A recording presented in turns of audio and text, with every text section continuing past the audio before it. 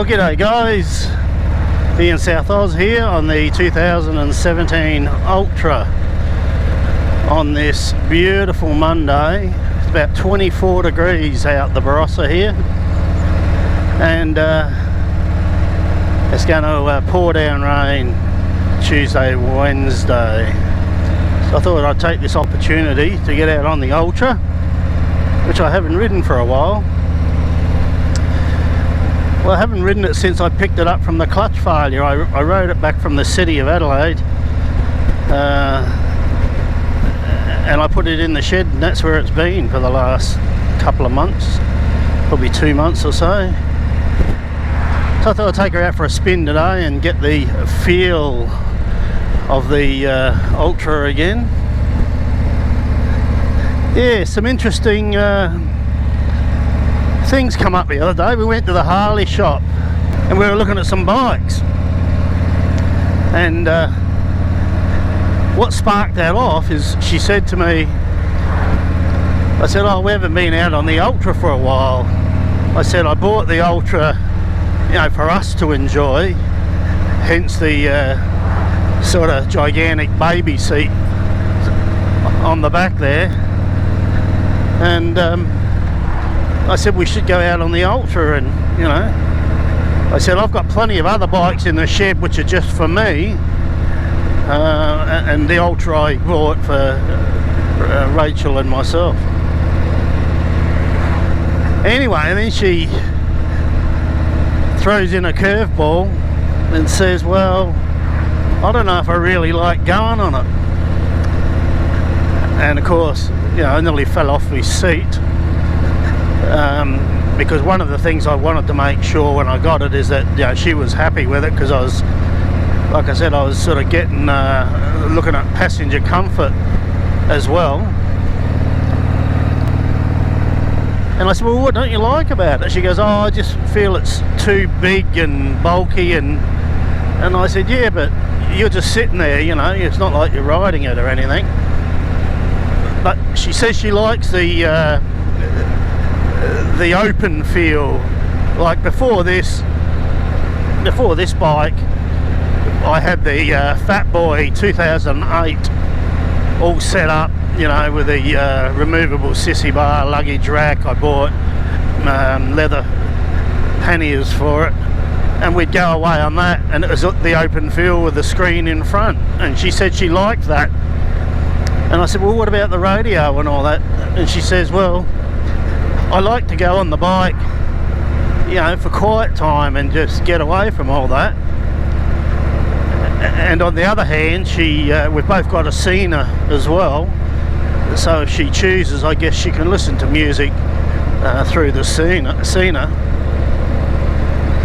So yeah, that sort of got me thinking a bit, and I sort of thought, well, there's not much point in having a $40,000 Australian dollar bike sitting there if I'm not going to use the damn thing. But the funny thing is, and no fault of her own, because at the time, I think when I sold the Fat Boy, she wasn't really keen on me getting rid of it anyway. I was in the market for a Road King, because it's got the open feel, it's got the removable windscreen, as you know, and all you need to do is put a backrest on it and a luggage rack and you're away. But when I showed her the bike, and it wasn't a particularly nice colour, it was one of those, I think it was some sort of matte finish, and it looked pretty damn ugly. She didn't really like it. But the weekend just gone, when we went in and I showed her a Road King, although the colour was crap once again, but it had all the chrome on it, and we're talking the Road King Classic here, not the Special. I'll tell you now, I'm not into the blacked out look. Some people are, and good on you, hats off to you, but I'm an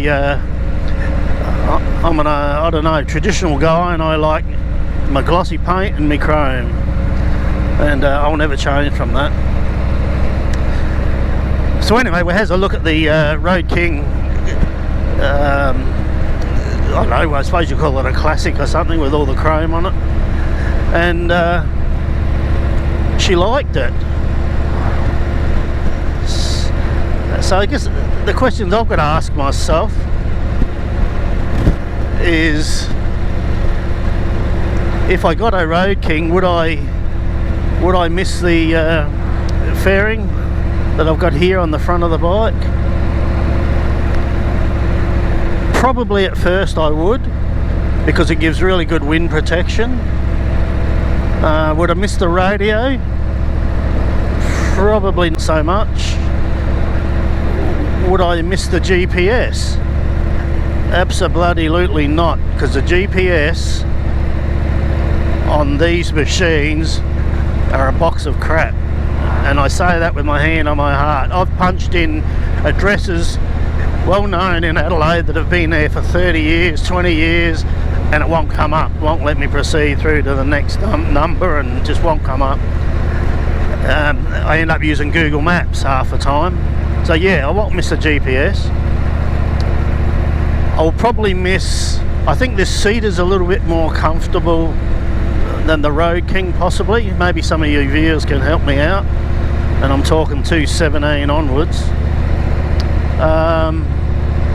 So I could miss the comfort of that seat. But when I sat on the Road King at the shop, I did notice it was about 2 inches roughly lower, which is a good thing, because I'm only about 5'7"-ish. What else? Would I miss the top heaviness weight of this bike? Definitely not. So I guess,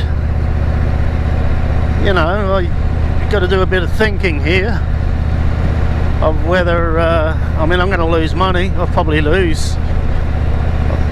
You know, if I traded this in and got a brand new Road King without any winter specials, it's probably going to cost me $6,000. I'm guessing. He hasn't rang me back yet, but he's going to. So yeah, I'm in two minds whether to do it or not. I think what I'll do, the next nice day we have, when my wife's off work, we'll saddle up and I'll take her for a decent ride and just get it, see if she's got second thoughts, because it's an expensive exercise, and I don't want to get the Road King and then sort of think, well, you know, I should have kept the Ultra.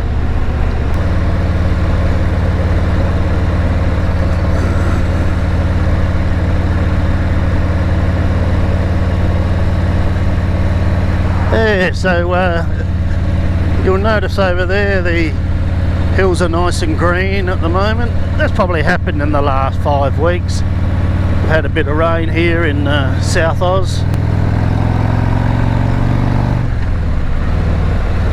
and things green up pretty quickly. Of course, one good thing about this bike, when I went to Waikerie on it not long ago, 2 up was sitting on 130, and it just felt absolutely divine. And these Ultras and the Road King's got the same suspension, soak up the bumps on these outback roads like you would not believe, and that is no joke. These bikes, I've got no doubt, are first in their class, without a doubt. Suspension wise, you can't fault it. But like I said, the Road King has the same sort of suspension anyway, so that's a bonus. Yeah, I've told the guy, the dealers, if I do decide to go down to a Road King, that I'll be swapping all the stage 1 kit over, like the air cleaner, the pipes. I'll have to get another tuner. I'll probably go a Vance and Hines tuner,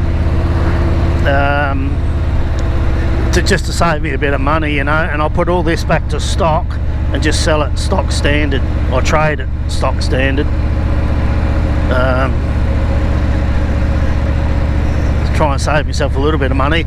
And the dealer did say to me that there's a possibility, as what happens here, in Australia in winter, which is summer in the USA, that they have specials on, and they have run-outs just before August, but when the new models come out. So of course they want to sell me a bike now, but he did say that if you're prepared to wait, and they don't know what's going to happen, but there could be some deals coming out, you know, where you get the $2,500 worth of free accessories and all that sort of thing. And that'd be cool, because that'd pay for a backrest and a luggage rack, which is all I want on that bike if I change over all the pipes and things. So yeah, that'd be good. So I won't be doing anything in the immediate future. It will probably be in the next 2 to 3 months if I do anything at all. So thank you for tuning in today as we go through Jacobs Creek vineyards there.